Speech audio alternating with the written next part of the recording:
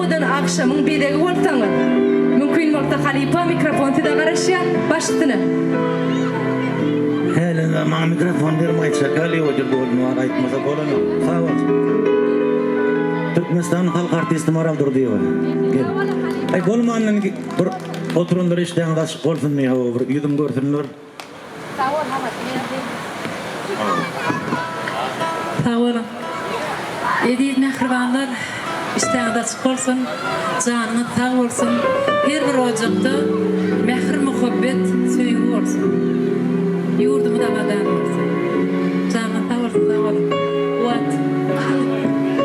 Muzganalar öyle var mı diyeyim?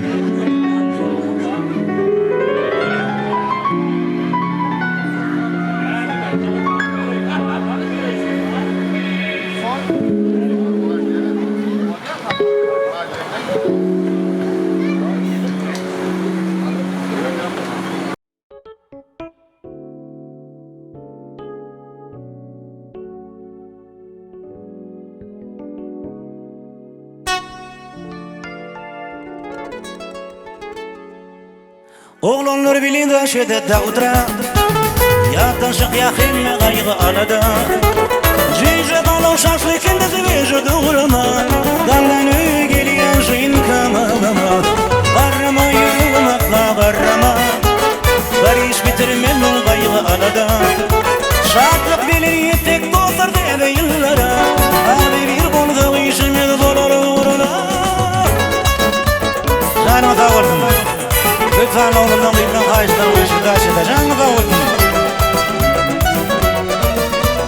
Vay vay vay vay vay vay havul havul havul.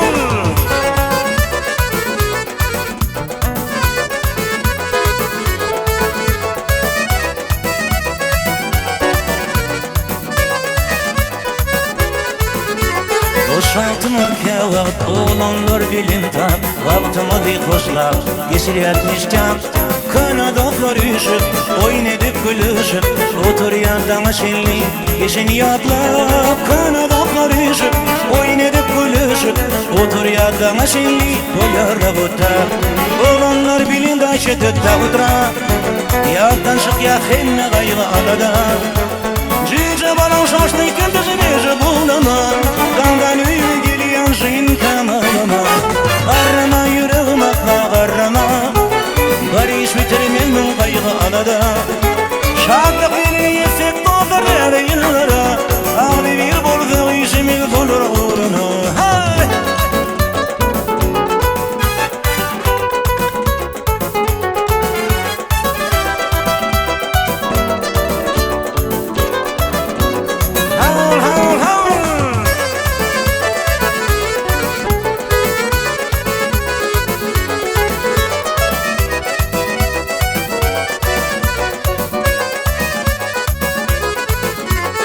Otur yaramalık Bifteyin fekedi Ardandır beş begeli kerim Mergenini Alık kim şıgradı İmkanı valamı Yattan çıkarmaya Rıcı batarı Alık kim toyluyni İndi uğran gazini Yattan çıkarmaya Şorlu batarı Oğlanlar bilin da şeddette kutra Yattan çık yakınla gaygı alada Cüce balan şaşlı kendisi vecü bulama Dangan öy geliyen şen kalama Garrama yüreğim akla garrama Var iş bitirmenin gaygı alada Şartlık beni yetsek doldur deve yıllara Ağlı bir bolga işimiz bolur uğruna